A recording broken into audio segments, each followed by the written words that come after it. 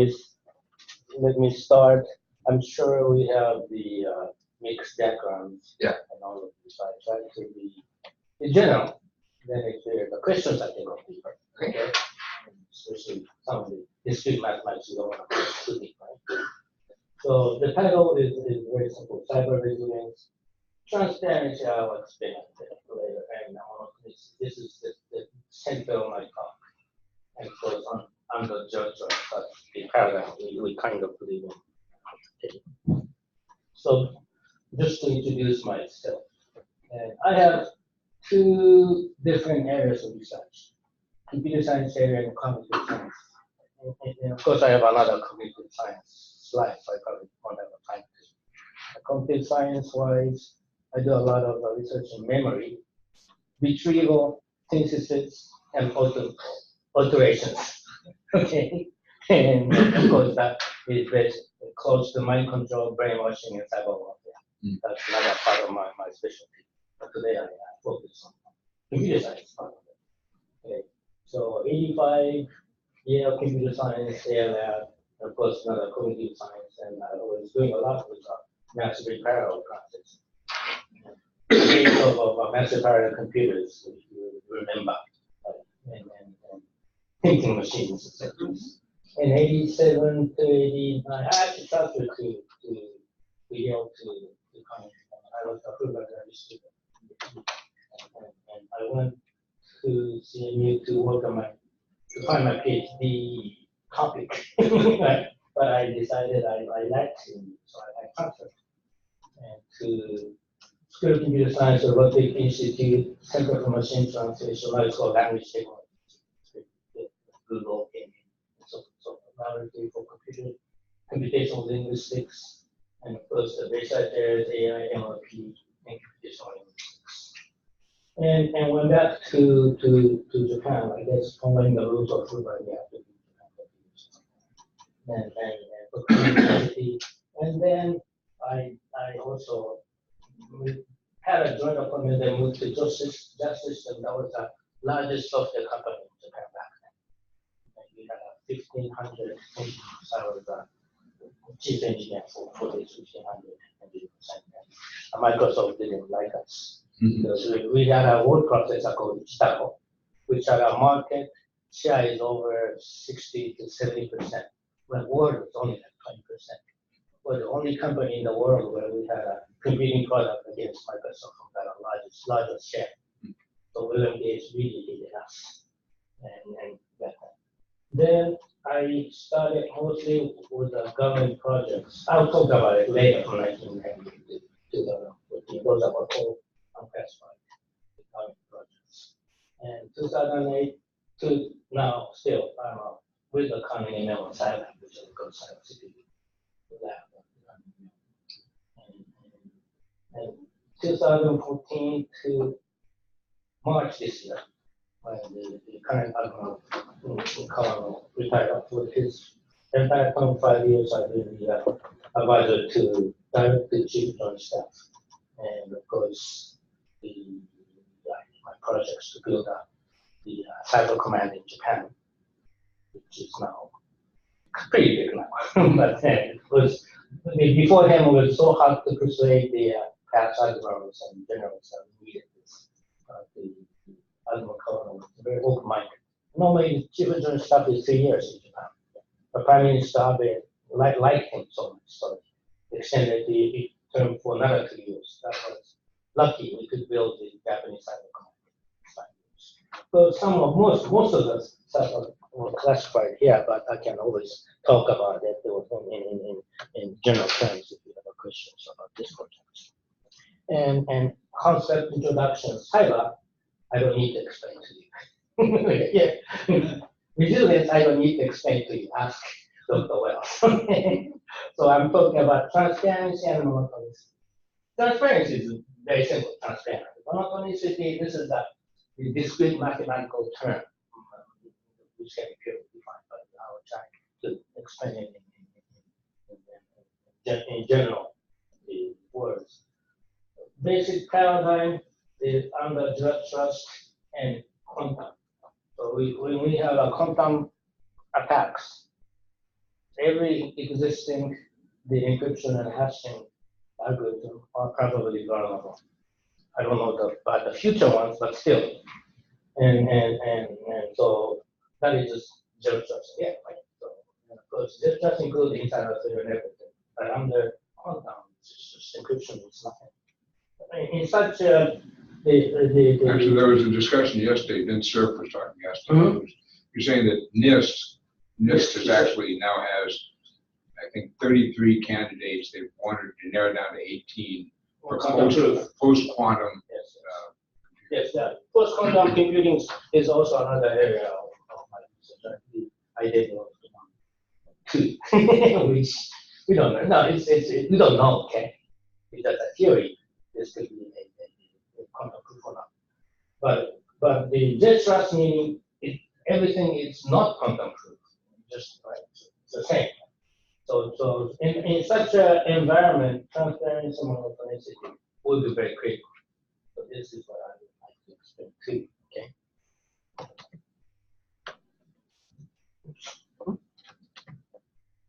Quick question. Yeah. Okay.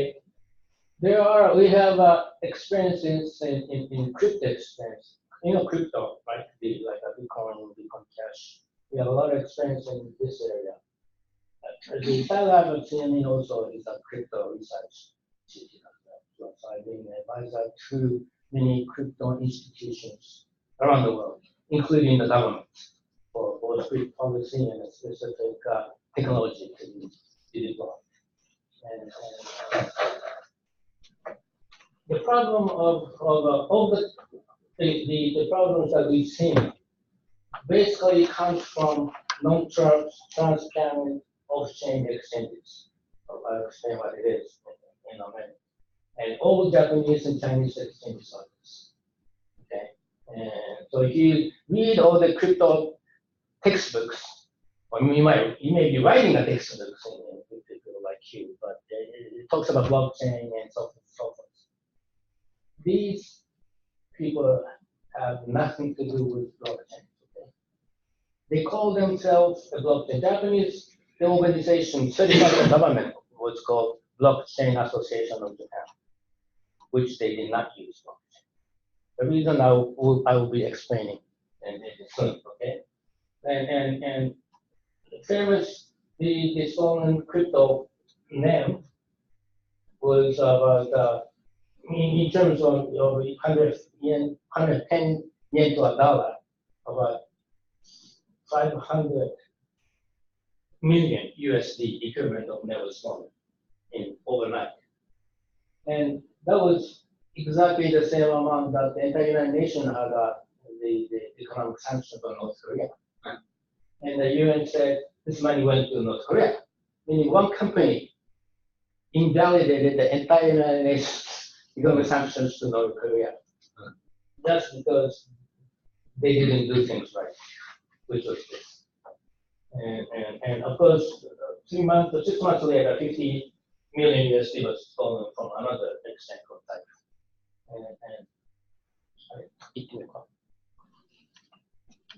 Okay, so I will explain in terms of crypto.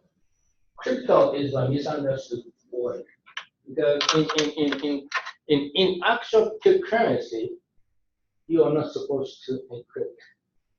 Okay, so I've been a consultant to some governments who are creating a new laws on crypto, and including the president, when I meet the president, first thing I ask them is, did you hear the word crypto? Yes. If your consultant advisor uses a cryptocurrency, crypto asset, don't trust them because they don't know the mathematics behind it. Rule of blockchain, Nakamoto style, okay, is that you're not supposed to encrypt anything. You use a hashing algorithm. A hashing algorithm, is like I don't know if it's invented by the CIA or whatever, the pre-body of NSA. It was invented in the States, or agents in the Soviet Union went to send the information over outside of the Soviet, but they're not supposed to encrypt the content. They're supposed to show the people in the Soviet Union that data they're sending is a public data that they are allowed to read it. But that was important, like a crops of a specific area in Ukraine, for example. That's a public data. But they don't want them to be altered. So that's why they invented the what we call hashing function now. We used to call it a message digest function. So if you use the word message digest, you are from the computer science in 1980s. You use hashing, you're the people going to graduate school after year 2000. Okay, so it's the same thing. And back then was MD5, it was already broken, but now we use a different hashing functions. But anyway, hashing is not encryption. You make sure the content is seen, except you create a signature so that if there any modification given later, you will notice that immediately, right? And so we hash not encrypt. Of course, we use a public key signature, but that's a signing and nothing the content. So this is what we mean by transparency. In areas like blockchain, we make sure the content is seen by everybody. And so we have a question of like a private versus public. People talk about private blockchain, like a banking institutions, right? Private blockchain is very simple. You have blockchain inside the firewall, right? Well, my question is, if you have a firewall, why do you use a blockchain, right? It can be just a text file. HTTPS is good enough, or that's even a HTTP is good enough if you have a firewall, and if you trust the firewall, right? Under zero trust, we assume the firewall will be penetrated. Meaning the private, that is the problem of a private blockchain and those data structure come in. If you have a firewall, somebody penetrates and modifies your data. There's no way that you know that data is modified because nobody is watching it. There's no way to monitor, right? And of course there are people inside who can notice this, but it's always maybe next morning instead of real time. And so private firewall, private blockchain is a very, very bad idea. Except it is like a passion. That if you go to New York and talk to the blockchain investors and MBA or clients are using private firewall and they save some cash and so forth and so forth. And I don't think that is really a bad idea. The important critical data structure has to be public so that everyone can see, but cannot be altered. Okay, and of course you can always use encryption for content of data itself. Okay, sometimes privacy and so forth, but not the entire data structure. That's a totally different question. Okay? And of course, sovereign and public. Soon, the Chinese will have its own sovereign blockchain. The Russia may, okay, like crypto ruble, and if the government, like these governments, creates a private sovereign blockchain, that is pretty bad for people too. You don't know what's going on inside, okay? And public, of course, this is the way to go. And privacy is a different issue, okay? It's just a data content accessibility problem, and the system inside the firewall is a totally different question. Of course, there is another direction that has been taken by some of the Japanese companies, making like dedicated chips for speeding up the blockchains. I explained the problems blockchain on the speed problem, but they create a dedicated hardware. But that's no different from going from private and encrypted. It's inside a hardware. Okay? So current resilience of blockchain comes from transparency, not from the hashing and digital signature. Okay, most of the people when they explain blockchain, they say the transactions that are hashed and digitally signed group in a block and chain. Okay, so it's because of nice discrete mathematics we created. We have a safe system. It's not. Blockchain is safe because everybody is seeing what's going on. At least if it's a cryptocurrency, at least a sender, receiver, and exchange, these three people are always watching what's going on, especially the receiver of the money, right? As soon as something happens, because it's transparent, actually there are the companies over the world and institutions over the world, they are actually monitoring the blockchain too. Because it's transparent, if anything wrong happens, we can see. Then if the person A sends money 100 BTU to the person B, and B receives 20, and he said, oh no, I sent you 100, right? Then it's always we can redo the exchanges. Okay. Okay, let's go.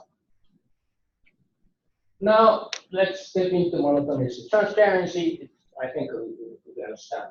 Okay, the transparency should be a basic principle that go inside the firewall is a very bad idea. People don't think that way, especially the company who sells firewalls. But the same about the antivirus software too.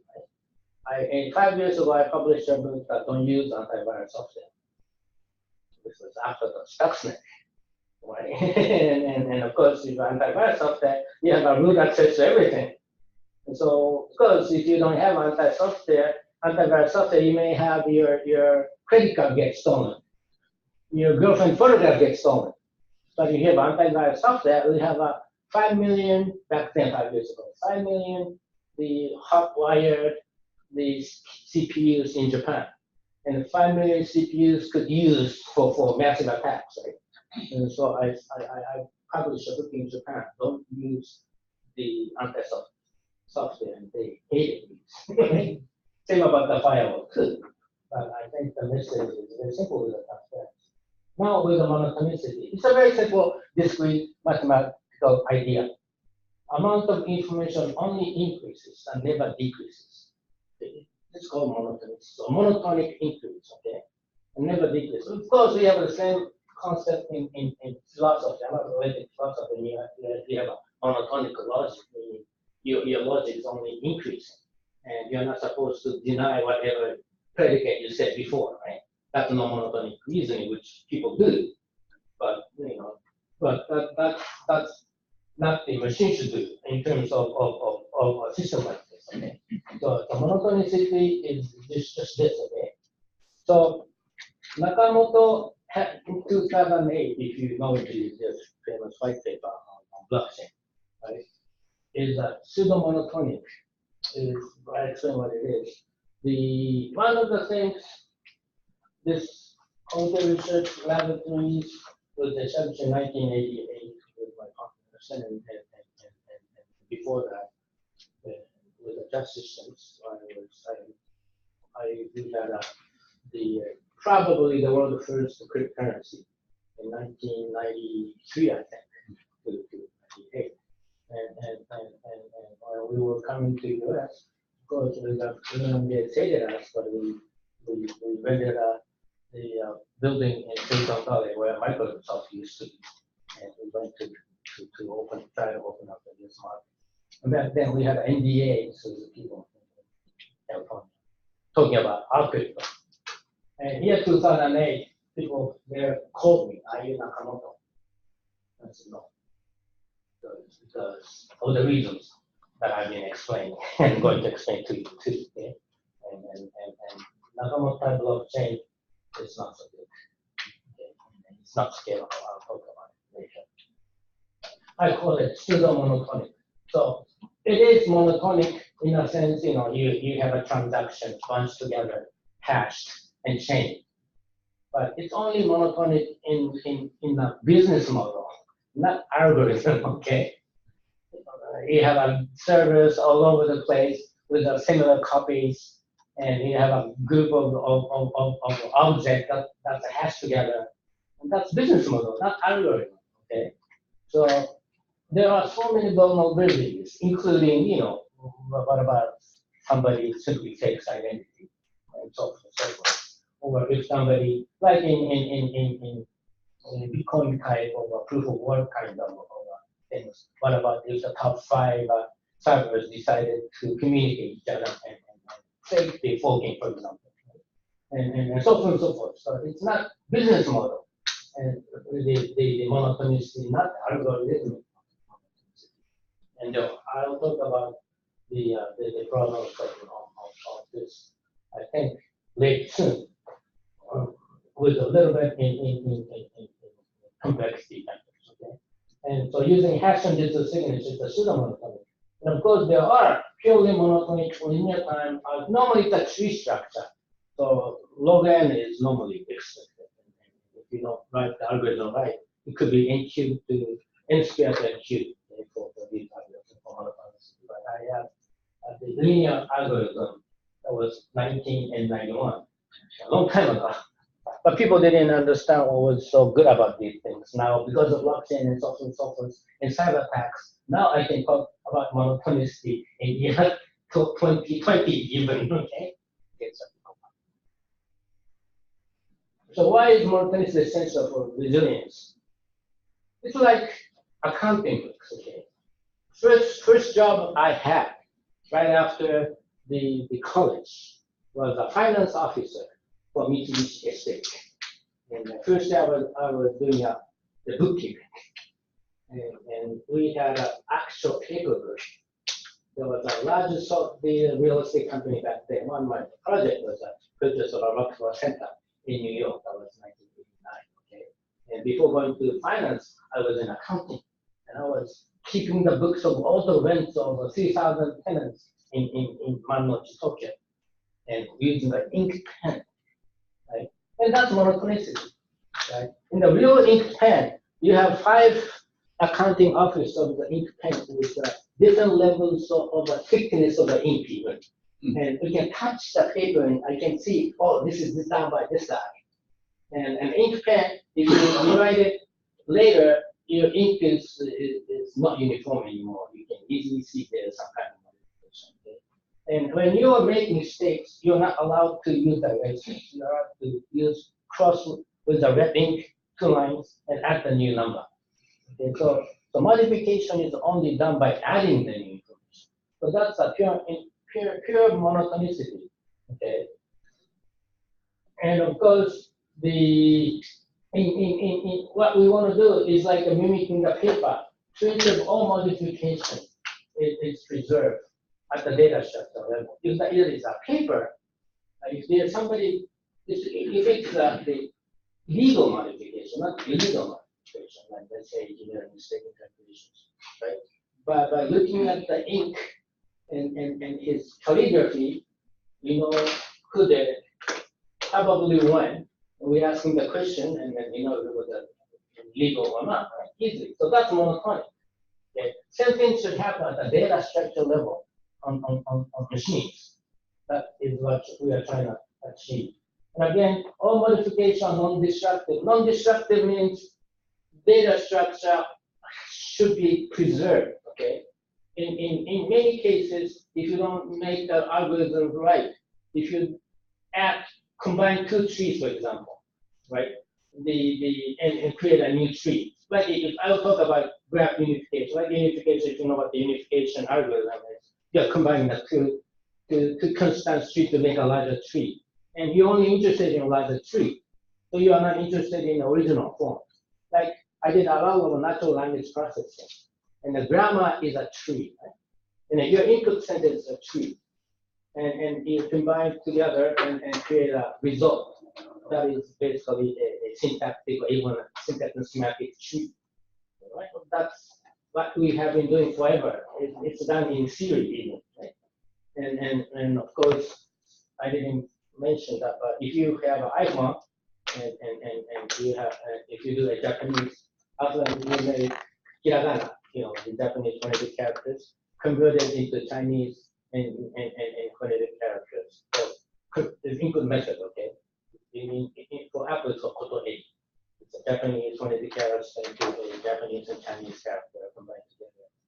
I developed it, and my community research laboratories received license to Apple. Okay, so we do a lot of natural language processing, and one of that is grammar could be like very large, like 600,000 rules, and vocabulary could be very large, 600,000 words, right? And you don't want to destroy them, but if you do a very naive graph unification, graph algorithms, But you're only interested in results, right? So you have an input and the grammar, you combine them, and sometimes you destroy the original grammar data structure because you're simply using algorithm to combine it. Okay? You can always make a copy of the original grammar, but that's too computationally expensive. Every time you do something, you copy 6,000 the dictionaries or a choose of dictionary. So it has to be built into the algorithm that modification are non-destructive and all traces of modification are preserved. And the original data structure can be recovered hopefully in constant time and if not linear time. Okay, okay, a little bit of if it's too abstract, I'll explain to you in order, but I will talk a little bit about the crypto again to talk about monotonicity. So this is a Nakamoto type of the blockchain. I wrote it rule instead of, but it's the same. Okay. So a transaction, we present a node but it's a transaction like A sends 100 BTC to B. Okay, that's a transaction, right? It's like simply A sends currency to B. So you may not need that rule just if you just the cryptocurrency. But what we call smart contract, we do more than that sometimes. We do use for like I don't know, legal papers and so forth. So it could be a rule instead of just the fact that the money is people today. And the value like 100 BTC. And always the receivers public key is also installed there because a lot of times the people like Nakamoto wanted the crypto to be used for money laundering and so on and so forth. So they didn't want to reveal the identity of the receiver. So instead of publicizing your public key on your whole page, they decided to put inside the transaction.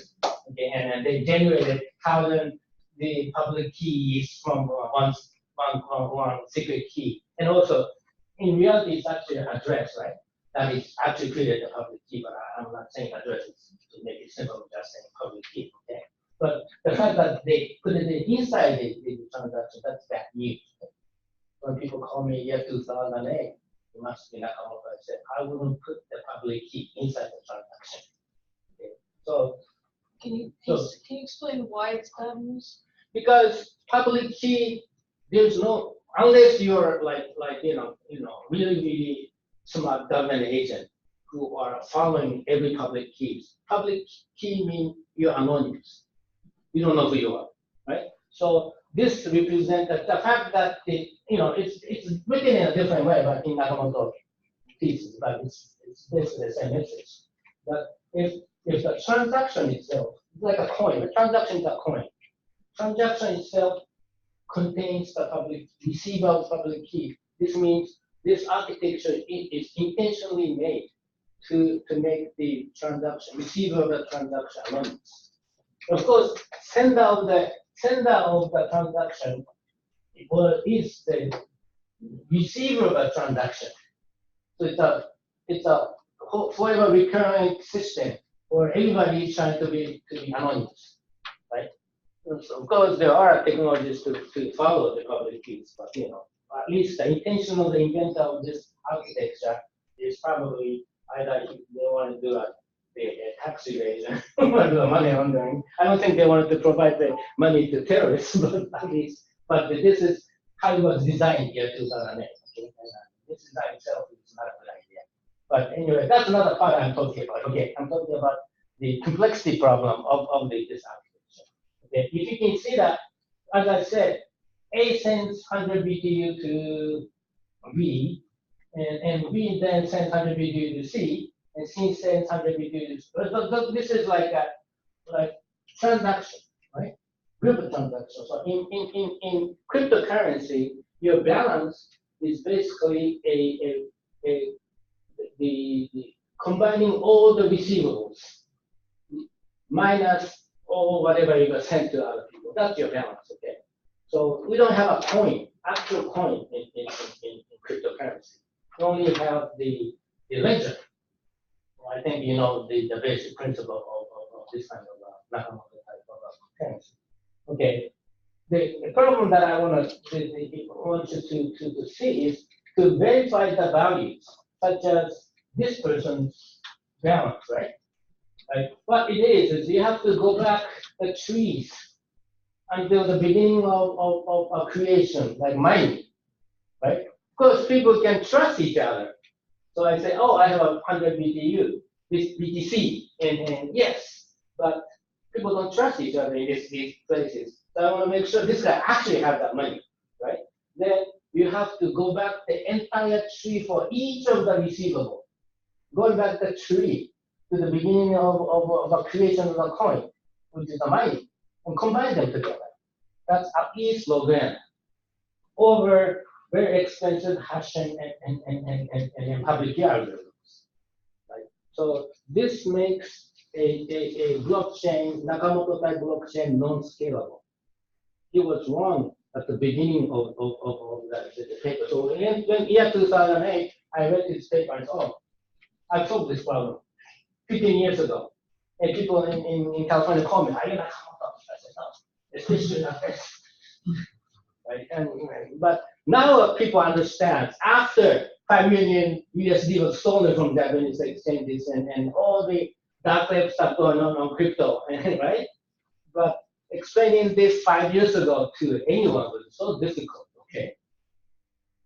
And again, so it is simple. Computation is not scalable in very large system. If you were a Bitcoin user 3 years ago, before all the hype started, it took about 3 to 7 days to send a Bitcoin. Bitcoin was originally said is faster than Swift, Swift international money. That's wrong. Swift is overnight. Bitcoin took 1 week. And now I have a friend, like I have a friend of mine who runs a company called Bitcoin.com, okay? One of the largest Bitcoin. And I had a lecture with them, a United Nations lecture on sustainability, right before I came here, okay? On the same podium. And he gave me a $100 amount of Bitcoin cash to demonstrate his app, okay? And then, okay, let's team up with something that's interesting. But he just, with my QR code, okay, just gave me $100 real time. Why? Because he's caching the data, okay, on either apps on the database. So that's, if I go back a few slides.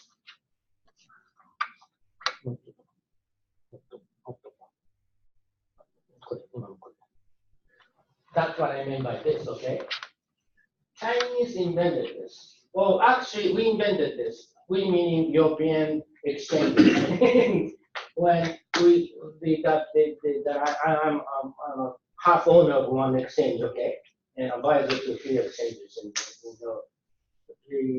when we learned, of course, we learned that things are too slow on blockchain.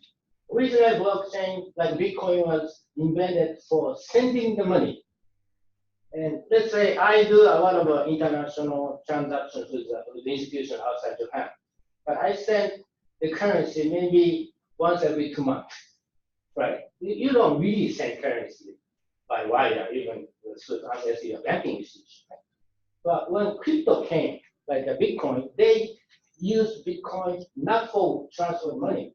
They used as a marketable security, waiting for the price to go up, right? An investment tool. Then people started seeing balance of their own wallet every day, like twice a day, right? For entire wallet. That caused a problem. So in Europe, we invented what we call traders, dealers, and meaning a trader owning one wallet. Wallet is a wallet node is your secret key owner, right? That wallet having hosting like 1,000 people, and these people don't need to carry wallet, right? They use their own database and do transactions for them. That was good for crypto exchange. So no longer, even if we have 100 times more people, we don't get flood. And this was okay as a simple business model.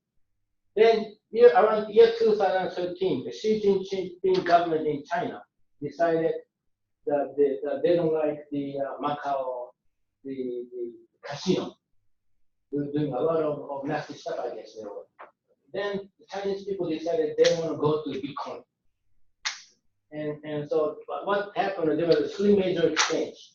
Of course, it was closed last year by the government, Chinese government. They used the European model. They were actually probably the dealers of one of the famous exchanges. Okay? So instead of hosting like 1,000 people on the database, they hosted 1 million people. So one wallet for 1 million people. And then we call it off-chain software. Okay? So because this is only one wallet, even if you have 1 million people coming in new, we never slow down the blockchain, right? And what is good for Chinese back then, but they can decide any price they want. Because your wallet, there's only one wallet for 1 million. In the database, you decide A buys Bitcoin for like, $100,000, and Bitcoin for $200,000, whatever. They can artificially decide the price. Right? So that is one of the reasons that the exchanges, and in about 2-3 months, the price of Bitcoin went 100 to 200 times in China in year 2014, I think. So that is because of Xi Jinping's anti the fraud campaign. People went to Bitcoin, and that came to Japan. And Japanese exchange is, I'm sure there is something political about this. Okay, when Xi Jinping decided to close down, then all of a sudden, Japanese government decided to open up, and the casino is opening up too, and so on and so forth. But I'm not talking about the political part of it. I'm only talking about the mathematical part of it. Meaning, all 16 government certified exchanges are off-chain. So I've been talking to this blockchain association in Japan, which are not using a blockchain, and the government that this has been a problem. And of course, the current government basically stopped all the ICOs in Japan. And I'm also helping the Japanese government in terms of how to create a new law after next year or later, at least allowing like STOs, the government, the certified ICOs, for example. But right now, so the 500 million USD stolen because they didn't use the blockchain. Okay, it's very simple. And then they say, oh, our blockchain is safe. It's not your blockchain. Blockchain is a public thing, right? Okay, let's go back to one more. So,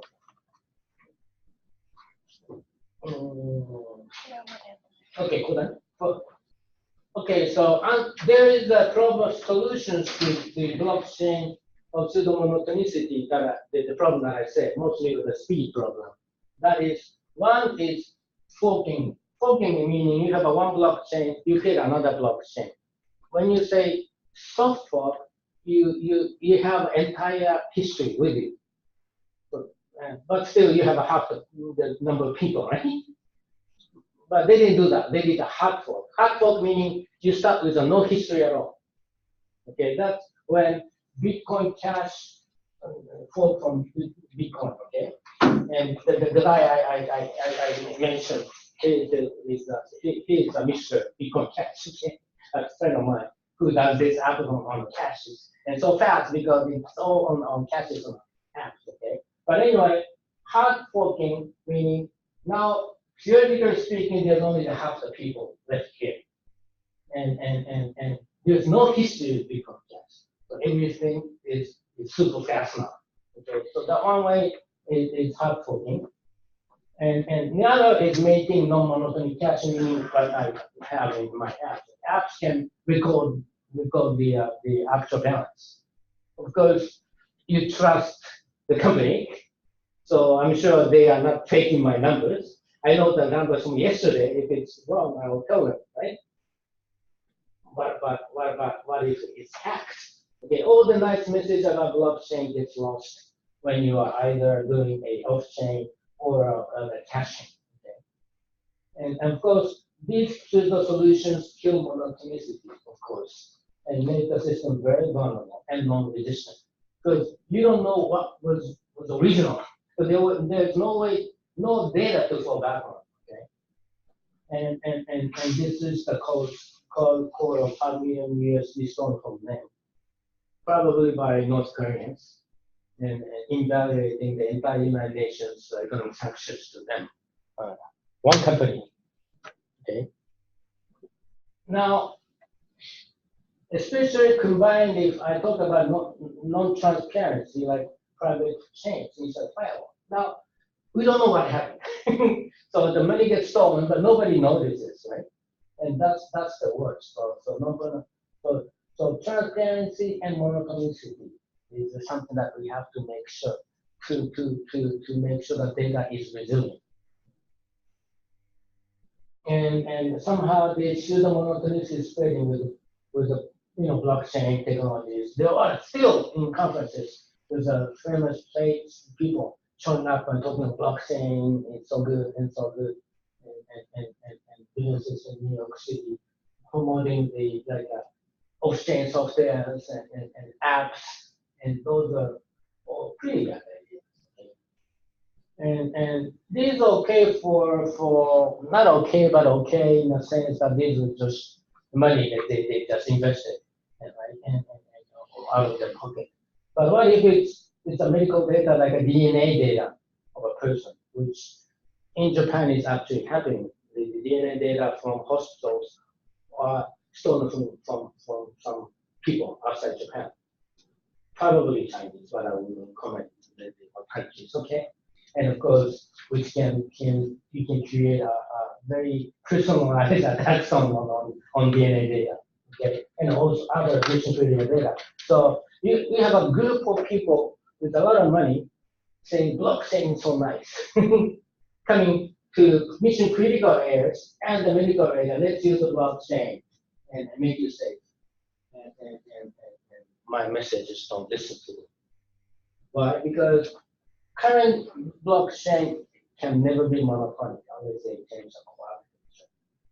And I've talked with these, including this guy, okay, major players in Bitcoin Cash, and they said they want my help in changing the core. They even said, ask the price, we pay you, whatever Bitcoin or Bitcoin Cash you ask for. they really loaded it, but I told them, but it's not that easy. Okay? If everybody is already running on the system like that. So it has to be pretty gradual. But for new systems, we could start from the ground up. Okay. Okay, let's go to the next. And one last step on monotonicity is just what I named long time ago as a lazy invalidation. Lazy evaluation on computer science. Okay? So happening later. So if somebody still, you can't do that with the Nakamoto model, but in the monotonic model, somebody steals your money after you know that money is stolen. If you can just make that coin disappear from his wallet, right? That's a lazy invalidation. So the invalidation of a modification and later, okay? So it's a post-mortem nullification of illegally modified values. And again, resilience requires very fast, hopefully constant time nullification of such legal modifications. And as I said, if crypto asset is stolen, then it should disappear from stealer's wallet, right? And all this is already, I created a system in 1993, which people didn't understand how important it was. And now even this guy from Bitcoin Cash is listening.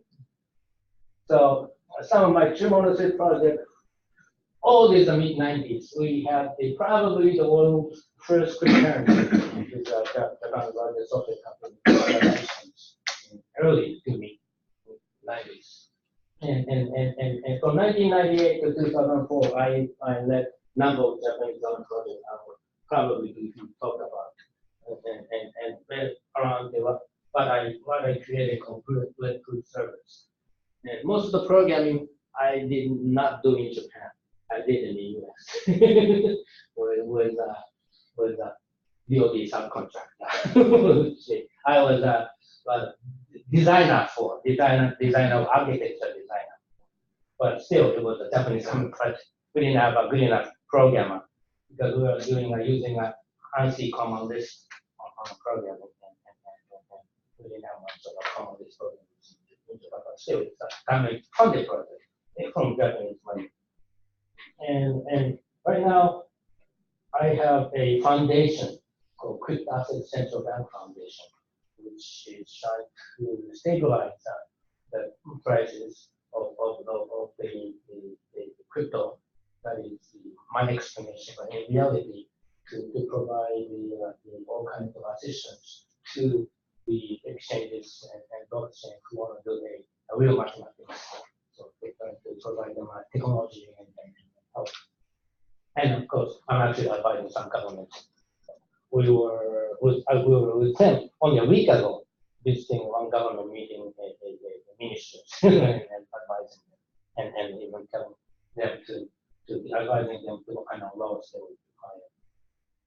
Okay, so 1998 to 2004, those are all unclassified projects that I worked on, centered around the same concept of monotonicity. So MITI is now called METI, okay? It's not a misspelling, but it's a different name back then, okay? And the graph breakdown of, so it was implement common list. Common list, nice thing about the list is you can create an infinitely long data structure, right? And assume infinitely large memory, because you can't have an infinitely large memory, but theoretically speaking, infinitely large memory. So we use it. This was an object system called silos. Sometimes you did use silos, or we did not use silos. We used our own object system. But anyway, as I said, this was I designed, but the actual implementation done by an American company with a Japanese money. And 1998. If this was even 2018, I could get a funding for a project like this, I think. And 1998 to 1999, this is interesting. The one that is before, what I did was for just system was a virtual machine with object-oriented language. Sounds a lot like Java. Right? Why? Because we went to the same school. James Gosling was a few years ahead of me at the CMU. He moved to Sun Microsystems, and he told me, we're going to promote Java over the world. You are evangelist of Java in Japan. So that system became a Japanese host for Java consortium. But not the current version of Java, the original version of Java, they did not prove the denotational semantics. Denotational semantics, meaning source code and the object is the same, right? Unless you prove that, even if you have a perfect compiler, no bugs in the system, there's no way to guarantee that object is what you want. Right? In Java, have no denotational semantics proven. And of course, as an object system, you can only have one parent, not like this. Right? So I went to James Gosling with the Scott Fallon. He was a professor at CME, the advisor to both of us. And with Scott, I went to Java and I told them, I can't promote Java. Mathematics is wrong. And this one, James said, no, don't talk about that.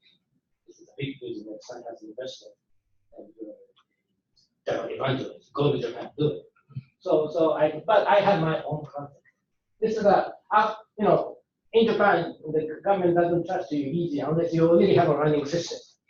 Then you get that money for basic business. So I did this before in just system, early 1990s. But it was a mosaic, I think, browser, my own virtual machine, my own dynamic language. That's Java, right?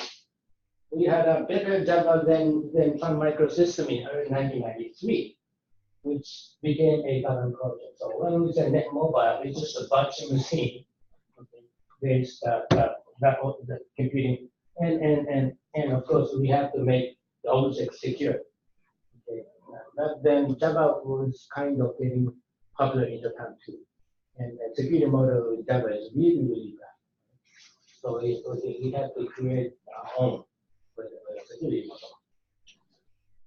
And this is, again, the content distribution based on monotonic graph structure. I will explain this later, okay? But it could be the same. The rule A is a crypto. This could be a crypto system too, right? And also we did natural language dynamic HTML SQL generation generator. But this is the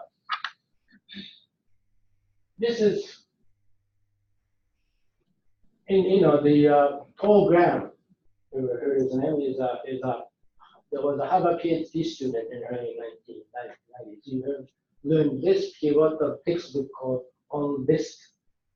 And some the source code that is included in his textbook On Disk was actually the source code he used for a company called Varia Web. I think it's early, early 1990s. I think I met him in this users conference, and he was wearing suits and tie. And say, it's rich. He sold the company to Yahoo for $50 million, and that became a Yahoo store. And at the same time, I was doing something similar in Japan. Dynamic generation HTML, so people can write in the name of the store and whatever you want to put in a database. We automatically generate SQL query and HTML because people didn't know what HTML was. So this was a project in 2000. That's when the people were interested in online shopping mall, and people didn't know how to write it. So we created a system that you just use a natural language input, and we create the shopping mall for you with resilient monotonic data structure, okay, which could still be a project, not. And 2000 to 2001, we have what we call home server. You hear word from server, okay? This is the first time the name home server appear on any language, okay? And so we have probably the world's first home server. It's actually said home server in our presentation with our own virtual machine architecture, and distributed virtual machine architecture, and a shared memory. So, and then later we create a car server for that too. Because we knew that sooner or later the home appliances would be connected to the net. People didn't understand the year 2000. Okay, most people didn't even have an email back then in Japan, and saying your appliances will be connected to the server. I remember when the government asked give us this project, we asked to go to a business shop. In Japan, it's called Harumi, big places. And you show right next to my booth was a Panasonic, and Panasonic was showing their product. iMode is a simple HTML on a Japanese cell phone. Okay? So it's like a HTML browser on a cell phone. And they're saying with your iMode cell phone, you can control the temperature of bath. Okay, if you want it hot or warm. That's exactly what I wanted to stop. Okay, what about terrorists from around the world decide to make this 100 degrees centigrade when your grandmother is taking bath, right? So this is something that you are not supposed to do, which I was explaining in the booth, but this guy from Panasonic didn't understand anything I was saying.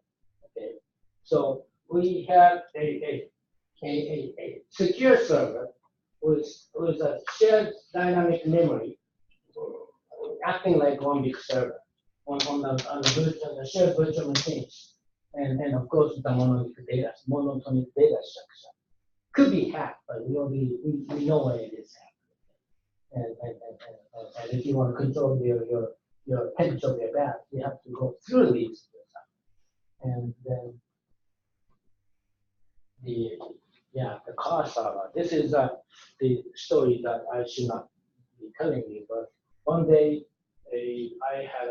was invited by Toyota to explain our car server. On the same day, the IBM Japan chairperson put me the appointment to meet him. I'd be in Japan. He's a chairperson of a Japanese idea. And I told him, I cannot come to your presentation. I have to go to Toyota. And he said, you're computer science. You're choosing Toyota over IBM. And I had to cancel the meeting. Amazing, right? That was like what it was like back in year 2000. And this is Japanese patent only, unfortunately. I should have applied for international patent. But if you have a GPS coordinate, if you use a GPS coordinate for authentication, that's my patent. This was a time of a Prime Minister Koizumi, I remember, because I explained this to Mr. Koizumi. That we have two, like the White House, okay? The Koizumi, the Prime Minister's building, old historical building, and then a new modern building. And if Mr. Koizumi is in the modern building, and if you receive the email from old building, you know it's a fake, right? That's how I remember I sent this to Mr. Koizumi. So at least in a Japanese patent, if you use a GPS coordinate for authentication, that is my patent for this company, which the license the front end to Apple in California. And we use that for the CRM is like an advertising system. So of course, if you go to a special location, if somebody sends you an advertisement, that is a nice hotel in this area, that's infringing on my patent. But Japanese only.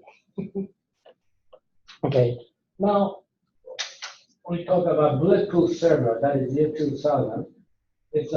I'll talk about the graph very shortly without the contents of the description, but it's an infinitely long data structure, including common list. All contents are dynamic object URLs and HTML are generated real time. If you have a browser, you have HTTP, whatever, slash. This slash is basically a Unix directory. So stupid to show your attacker the inside of your server, how directory are made, right? But that was the motivation of this original server, year 2000. So every URL is created on the fly at access time of 480. So if somebody goes to get on 480, we create as if there's a directory. So even if the attacker steals the root password and comes in, there's nothing. There's a huge amount of a binary file. Okay, so we create using all contents of objects and URLs and HTML generate real time. Okay, so no Unix directory, no files. Trees and structures only simulated even if root password is stolen one bit on an image only. I even mimic the Apache server so that I put all the chat so that we can roll the hackers to go to specific areas so that I can catch them. Kind of. So we even they told my neighborhood to tell I am Apache. Okay. And this is a feature. Okay. First, not the 480 in terms of HTML 480. It says dynamic generation main server. This is a main server. Okay. We have a second monitor server. So it is just monitoring the server all the time, comparing to another server, okay, which contains what the if it's HTML should look like. It's just comparing real time. And if there is anything, then it just throws the objects. It just throws the objects. First server receives the object and create HTML on the fly, so that we revert back to the original state.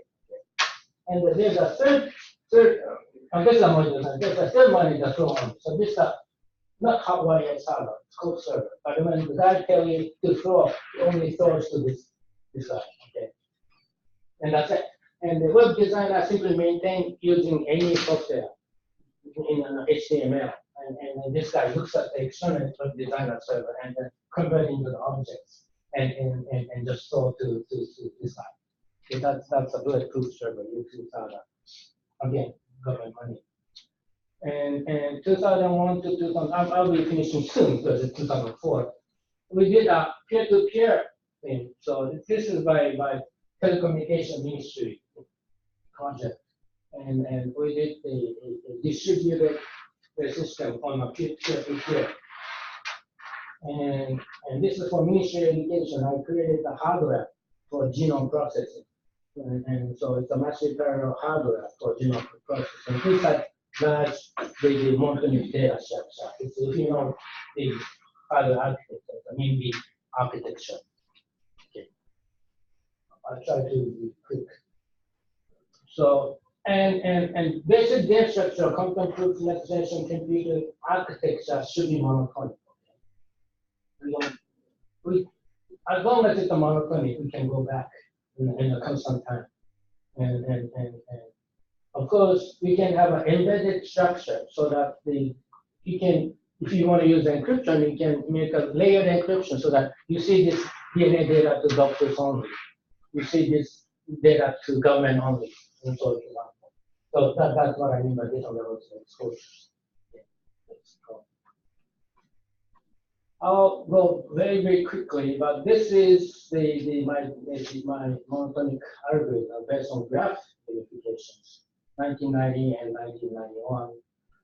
These are linear time, and this I made a faster modification. Until around year 2000, many researchers around the world challenged me, and nobody has created algorithm faster than this since the 2000, and people stopped trying. So even now, it's the fastest graph unification algorithm. But it's a linear, it's of course fastest. And of course, if you're interested in detail, this is a link, but just go Tomabechi thesis and you get the English photocopy of the entire thesis. And in the 1990s, in around the world, for natural language processing, grammars they use because they want to preserve the grammar. Algorithm has to be non-destructive. And now, when you have 1 million times fast CPUs, then we can do many interesting. You know that the CPUs are 100 million times faster than the early 90s nowadays. I'll go very quickly, but it's just I don't want to understand what the feature structure is. Okay. Simple, label value, okay. So name, John, kind of the feature structure. And it can be embedded, so the same feature structure can be embedded. And also there are two new other values, contradiction and a variable. So they will simply say bottom meaning contradiction. So if unifies everything always fail. And variable always they succeed with the value of this guy. If it's level 1 and it's called level 1, okay? If these two are so variable can be anything. Okay? So this is if you are in mathematics, it's called lattice theory. Okay? It's a subset of a set theory. But I'll talk about very briefly any concept like class system. Okay, you have cat, dog, animal, right? And so if cat, dog, animal, right? Any concepts are ordered in terms of amount of information. Okay, so basically this is the lattice of ordered set. Okay, when we say a order, we mean a complete order. When we say semi-order, meaning when order is not always decided. Okay, natural number is a complete order. You take any number from natural number, okay? 3 and 3,000. You can always compare which is larger or not. So the natural number is a set of a complete number, complete order. If it's a amount of information like dog, cat, animal, we can compare dog has more information than animal. Because if you're a dog, you're always animal. Plus the fact that it's a dog, right? So if you go, you have more information. So for dog and animal, we can always compare the order. We cannot compare dog with the cat, right? So this is a semi-order. So when ordered set, normally it's ordered, but sometimes we cannot decide the order. We call it semi. So concepts are lattice is when things looking like that, we call it lattice, okay? Lattice is a set of objects, a semi-ordered set of objects based on amount of information. And amount of information, we use the word extension and subsumption. If you know a little bit on our philosophy. Subsumption means animals have students dog. And extension means dog extends animal. So if you're lower, you have more information. And you're extending. And you have above, you are subsumed. Okay? So everything in the world, this is basically a Western philosophy. That everything in the world is, bottom is right here. Is what we call contradiction. You have always a little information too much. So that's contradiction. Above is open, right? I don't know what is the above is just a computer, I don't know, machine, you can go infinite. And you don't know what top is. So in Western philosophy, its word is like this. Okay. So, but anything, the concepts, object, anything in the world belongs to this universe, right? In terms of the amount of information. That's what I mean by everything in the universe are represented as partial function. Partial function, these are also called partial function. Are you a dog? Yes or no? That's a partial function. I have a paper, just search Tomabechi emptiness, that combines the Eastern philosophy and Western philosophy. Go back one, please. And in Eastern philosophy, we have a cup, which is called emptiness. Okay, so in Eastern philosophy, we have always something that is less informative. It's not nothing. It's always less informative than anything most abstract. Okay, we call emptiness. Okay. So if you combine Eastern philosophy and Western philosophy, we have an entire universe with a contradiction on the bottom and emptiness on the top. Okay, that's my favorite. Let's go to so for now it's just notations. So linguistic architecture you denote like this, okay? And graph structure you denote like this, okay? Embedded graph. So, and we have a notion of reentrance, meaning born in Tokyo, home in Tokyo. This is a graph, but this Tokyo could be different. So when you want to make sure that same Tokyo is represented, what we call a reentrance. This is just a denotation. It's an X0, Tokyo X0 meaning it's the same graph. Okay? So graph going like this. So it's looking like this. Okay? This is the reentrance. So this is like the actual gamma, for example. Looking subject, variant, this is the reentrance. So this is actual graph representation of this gamma. I'm showing you that any language grammar, linguistic grammar can represent it. And also this is a bracket. Interesting that sometimes you create a graph, you convert that to a parent notation, meaning you can store as a text file. And that's sometimes what I did. So even if, let's say you have a coin, if you can print that to a paper and sort if you want, and you can create an object out of this. Yeah. And this is like actual English grammar rule. So it's like it's looking like this, and this means there's a cycle, right? Meaning if your algorithm should be able to handle cycle in a linear time. That's sometimes difficult. If you have a cycle, you have a loop, but you want to run a separate the algorithm to detect the loop. That makes it more expensive. The algorithm itself should be able to handle loop, even if you think the system is just a tree. Okay. So it's a monotonic, and if it's so, graph unification is one algorithm on feature structure there, and it's a monotonic algorithm, and it's efficient. If there's a contradiction, you know immediately. And of course, it's always a non-destructive data structure. You create a new graph. Okay? So unification of this becomes this because it's A, B, and there's no contradiction. So new graph is created. Right? and if it's a variable, why get this value? And there is a contradiction, so immediately we know that there is a contradiction. And sometimes these two, so even if your input graph is directed acyclic graph, the algorithm should be able to handle the cyclic graph, otherwise because result may create a cycle. So again, low string is what I said is a pseudo monotonic. But if you stick to a graph unification, create a purely monotonic algorithm with a little bit of modification, you do the lazy validations. So unification guarantee monotonicity and very fast detection of contradiction, non-destructive building, and very efficient algorithm actually rendered in 1999 exists. And under Zeta's paradigm, we assume encryption hashing do not work.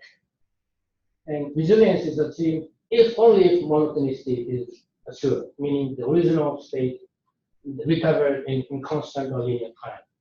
And of course, always you have to have a efficient detection and constant linear time, original recovery.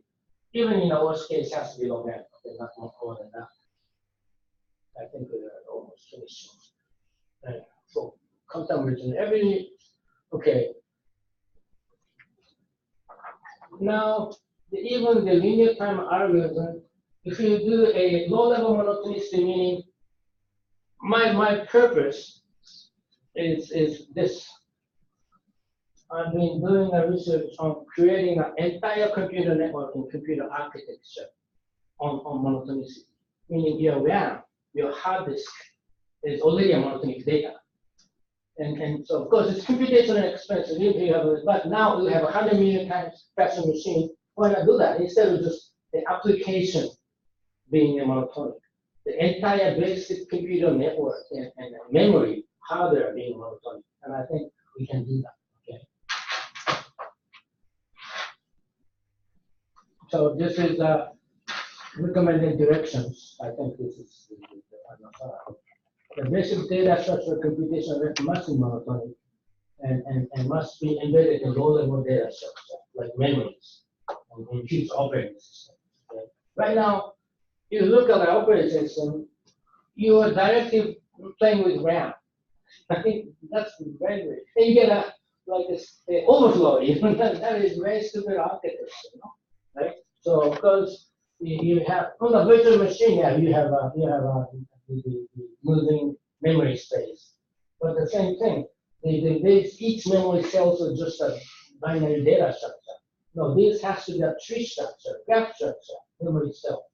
And of course, in the future, we could create a monotonicity chips by microcode unification to Athena engineering. I actually created one system with the NEC physics people using a Brownian movement, using a randomness to create a material engineered monotonic chip. We actually succeeded after a few years ago. Whether it's scalable or not is a different question.